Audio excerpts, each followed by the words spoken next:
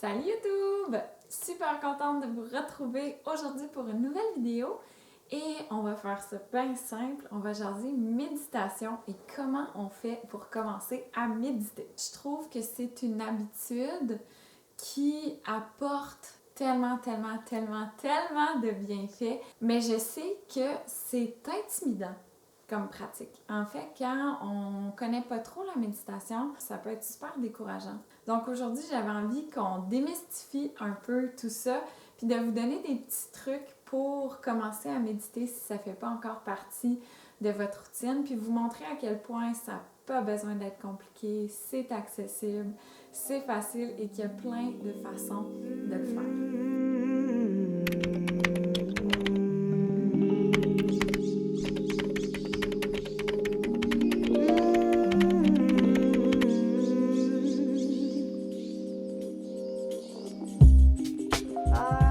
Premièrement, un petit mythe peut-être à déconstruire, c'est que la méditation, pour bien le faire, entre guillemets, il faut arriver à faire le vide dans son esprit. Quand on pense ça, on est vraiment découragé parce que ça n'arrête jamais là-dedans. Donc, il faut juste commencer à comprendre en fait que le but, ce n'est pas d'arrêter de penser. Le but, c'est un peu d'amener beaucoup d'apaisement, beaucoup de calme là-dedans et de peut-être tranquillement espacer un petit peu le temps entre chaque pensée et de ne pas vous laisser contrôler par vos pensées. Fait que c'est un peu comme si pendant un moment, vous preniez une petite pause, mais surtout une pause pour votre cerveau, pour votre énergie mentale, et ça se reflète à travers le corps en entier. Donc, vous allez vous asseoir et moi, un truc, en fait, ma façon de méditer, c'est beaucoup, je me concentre sur ma respiration, puis je vais compter les temps. Je vais faire ce qu'on appelle de la respiration en carré, si on veut, c'est-à-dire inspirer sur 3 ou 4 temps, par exemple, retenir sur 3 ou 4 temps, expirer sur 3 ou 4 temps, retenir sur 3 ou 4 temps et continuer comme ça pendant X minutes. Donc, quand je me rends compte que, oups, je suis en train de penser à ma journée du lendemain, à ce qui s'est passé aujourd'hui, à ce que j'ai à faire la semaine prochaine, bien, je fais simplement reconnaître cette pensée-là, la laisser aller puis me ramener à mon compte. C'est ce qui m'aide à me ramener plus facilement dans le moment présent, dans ma méditation. Fait que ça, c'est peut-être un petit truc que vous pouvez essayer. Je fais pas nécessairement tout le temps la respiration en carré. Parfois aussi, je vais simplement compter mes respirations. 1, 2, 3, 4, 1, 2, 3, 4, ainsi de suite. Une autre façon de faire merveilleuse quand on commence à méditer, puis moi, c'est comme ça que j'ai commencé, c'est en suivant des méditations guidées. Parce que là, notre cerveau a quelque chose à écouter, doit être concentré sur quelque chose, donc ça aide énormément à peut-être rester davantage dans le moment présent. Il y en existe tellement sur le web. Il y a des applications aussi. J'ai une méditation gratuite guidée sur mon site web si ça vous intéresse. C'est une méditation en fait pour connecter à son vrai bonheur, pour aller visualiser qu'est-ce qui nous rend réellement heureux. Tu sais, parfois il y a des journées où ça va un petit peu moins bien, on est un peu maussade, un peu... Ben, ça fait du bien de se rappeler qu'on a des raisons d'être heureux et de visualiser, en fait, de se mettre dans l'état, dans l'énergie de ce à quoi on aspire. Donc ça, c'est accessible sur mon site web. Je vous mets le lien dans la description de la vidéo. Vous pouvez aussi retrouver, mon Dieu, il y a 2 ans déjà de ça, je pense, on avait fait quelques capsules de méditation sur YouTube. Donc, vous en avez une pour le sommeil, une pour l'amour propre, je crois, puis peut-être une 3e. Vous pouvez cliquer juste ici. Il y en a souvent qui me demandent est-ce que je vais refaire des méditations. La réponse est oui, mais je veux vraiment les mettre sur mon site web où vous allez pouvoir les télécharger sur vos appareils. Comme ça, sont disponibles en tout temps. Vous pouvez les faire n'importe quand. Vous n'avez pas besoin d'être connecté au Wi-Fi. Pour ceux et celles qui, je sais pas, ne se sentent peut-être pas nécessairement appelés par ça ou n'ont pas envie d'écouter quelqu'un qui leur parle, il y a une autre pratique qui apporte les mêmes bienfaits que la méditation, qui s'appelle les rythmes binauraux. Et ça, c'est vraiment fantastique parce que c'est un peu comme si vous écoutiez de la musique. Pour essayer de vulgariser ce que c'est, en fait, on choisit des sons qui ont une fréquence, une vibration particulière. Puis en fait, ce qu'on vient faire, c'est qu'on met une minuscule différence, pas perceptible à l'oreille, entre les deux oreilles. Donc, évidemment, il faut écouter ça avec des écouteurs en stéréo. Ça vient équilibrer, si vous voulez, remettre sur la bonne fréquence, sur le bon niveau, votre cerveau. Il y a plein d'études qui ont prouvé à quel point ça aide à diminuer le stress, l'anxiété, ça aide à mieux dormir, ça aide à être davantage dans le moment présent. Vraiment, là, tout le même genre de bienfaits que lorsqu'on médite. Vous pourriez peut-être inclure ça, je sais pas moi, en faisant votre yoga, en faisant votre journaling, tu sais, en faisant quelque chose de beaucoup plus calme, beaucoup plus posé. Donc ça, c'est une autre pratique que vous pouvez intégrer. Un peu dans la même optique et une pratique que j'adore, c'est de chanter des mantras. On va répéter une certaine phrase sur un certain rythme pendant X nombre de temps.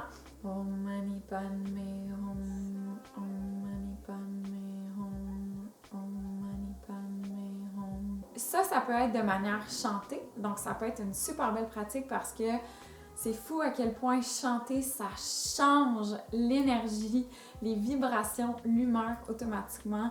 Je sais que moi, quand je suis pas dans un bon mood, quand ça va pas, quand je viens de me chicaner avec Stan, puis il faut filmer une vidéo quand même, je vais m'installer et je chante pendant une dizaine de minutes et c'est fou à quel point ça change tout, ça remet dans le bon état d'esprit, ça fait du bien. Puis encore là, trouver des mantras, en fait, des chants, c'est tellement facile, tellement accessible. Il y en a plein sur YouTube, il y en a plein sur Spotify. Parmi mes préférés, si ça vous intéresse, lesquels je pourrais vous donner? Il y a le mantra Loka Samasta Sukhino Bhavantu. Si vous voulez voir, je l'avais chanté une fois en story sur Instagram et je l'ai laissé dans mes stories à la une. Donc, je pense que je vais prendre l'habitude, quand il y a des beaux petits mantras tout simples comme ça, de tout aller les mettre au même endroit. Puis sinon, tu sais, vous pouvez faire une petite recherche Google, mantra pour l'amour-propre, mantra pour la prospérité, mantra pour le calme, mantra pour... Il y en a pour tout. Si c'est quelque chose qui vous intéresse, laissez-moi savoir en commentaire. Je suis d'ailleurs en train de suivre une formation sur les mantras, puis c'est tellement une pratique que j'aime et que j'adore. Ça me ferait plaisir de vous en parler davantage. Si le chant, ce n'est pas votre tasse de thé, vous pouvez simplement réciter les mantras. Donc, dans ce temps-là, on va vraiment s'asseoir en posture méditative et vous pouvez vous aider d'un mala. Voilà. Un mala, c'est un collier, en fait, traditionnel. C'est vraiment un objet super sacré. Donc, si vous avez un mala, on peut faire ce qu'on appelle des japa mala, c'est-à-dire qu'on va réciter un mantra à voix basse. Om Mani Padme Hum, Om Mani Padme Hum, Om Mani Padme Hum. Il y en a parfois que vous pouvez chanter un petit peu plus comme ça, puis il y a d'autres mantras, comme par exemple le Gayatri Mantra, qui est un de mes préférés, qui est spécifiquement fait pour amener la personne dans un exercice respiratoire, c'est-à-dire qu'à chaque expiration, on dit le mantra d'une traite, puis il est assez long. Je vous fais un petit exemple. Om Bhurbo Svaratat Savitur Varenyam Bhargo Devasya Dhimahi Dhiyo Yona Prachodayat. Et ainsi de suite. Donc, vous voyez, il est assez long, il prend vraiment une respiration au complet. L'exercice méditatif devient à la fois un exercice de respiration qui fait vraiment du bien au corps entier, au système nerveux. Donc bref, ça c'est une autre pratique que vous pouvez faire si ça vous appelle. Puis la dernière chose que je voudrais vous dire par rapport à la méditation, ça n'a pas besoin d'être long, ça n'a pas besoin d'être compliqué, ça n'a pas besoin d'être dans un espace précis. Vous pouvez faire des méditations 3 minutes par jour. Puis je vous invite vraiment à commencer avec un tout petit objectif comme ça. Je vais commencer toutes mes journées en méditant 3 minutes dans mon lit après que mon alarme ait sonné. Ou encore, je vais me coucher tous les soirs et je vais faire 3 minutes pour penser à mes gratitudes du jour en me concentrant sur ma respiration. C'est tout.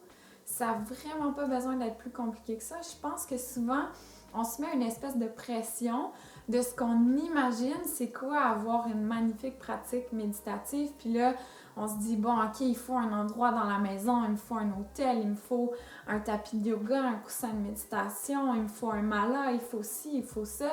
Puis au final, ça devient tellement compliqué, où on se met tellement des gros objectifs, où on est tellement jamais dans l'espèce de situation parfaite pour aller méditer, ben qu'on le fait pas. C'est pas ça le but. Le but, c'est vraiment de le faire à tous les jours idéalement, ou d'intégrer ça le plus possible dans son quotidien. Fait que simplifiez-vous la vie. Vous pouvez méditer dans votre douche, dans votre lit, dans les transports en commun. Donc, ce que je voulais vous amener comme message aujourd'hui, c'est que c'est facile, c'est accessible.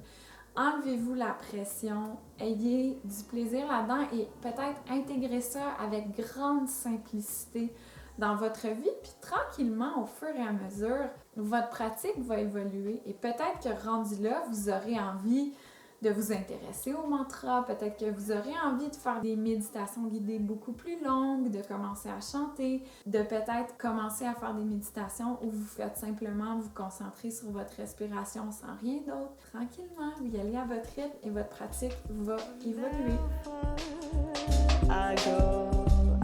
Puis là, juste pour gérer les attentes, pensez pas que le premier matin, après vos 3 premières minutes de méditation, vous allez être une personne transformée. C'est vraiment une pratique qui est bénéfique sur le long terme et qui amène des changements en fait au fur et à mesure qu'on le fait, puis qu'on le fait pour de vrai. Méditer, par exemple, 2 fois par mois, mais faire des longues méditations de 15, 20, 30 minutes, ça a vraiment moins d'impact que si vous faisiez 3 minutes par jour, à tous les jours. Puis vous allez voir que rapidement, votre 3 minutes va être facilement transformable en 5 minutes, puis en 8, puis en 10.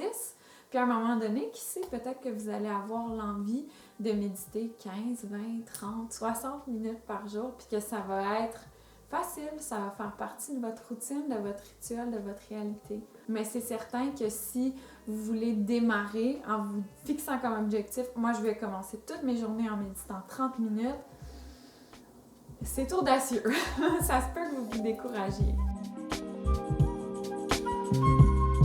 C'est fou à quel point ça nous aide à devenir la meilleure version de nous-mêmes, à vraiment connecter à ce qu'il y a de super beau à l'intérieur de nous, à réaliser aussi à quel point on est fantastique, à quel point on a raison de s'aimer, puis il faut s'aimer, puis on n'a pas à se sentir coupable de s'aimer. Ça augmente la patience, ça améliore le climat de vie avec les gens dans notre entourage. C'est vraiment, je n'ai que de bonnes choses à dire sur la méditation. Et si jamais vous avez la piqûre puis envie d'en faire plus et peut-être que vous aimez méditer avec moi, parce que ça c'est une chose, quand on fait des méditations guidées, il faut vraiment que ça clique avec la personne, il faut qu'on aime sa voix, il faut qu'on aime son rythme, l'utilisation de ses mots, sinon moi je suis incapable de faire des méditations guidées avec des personnes avec qui c'est pas fluide, tu sais. Je bute sur certains mots, certaines formulations, sur un ton de voix, puis là, à chaque fois, ça me sort de ma pratique. Si jamais c'est ça vous intéresse, il y a ma méditation gratuite sur le site. J'en ai une autre qui est à vendre sur l'amour-propre.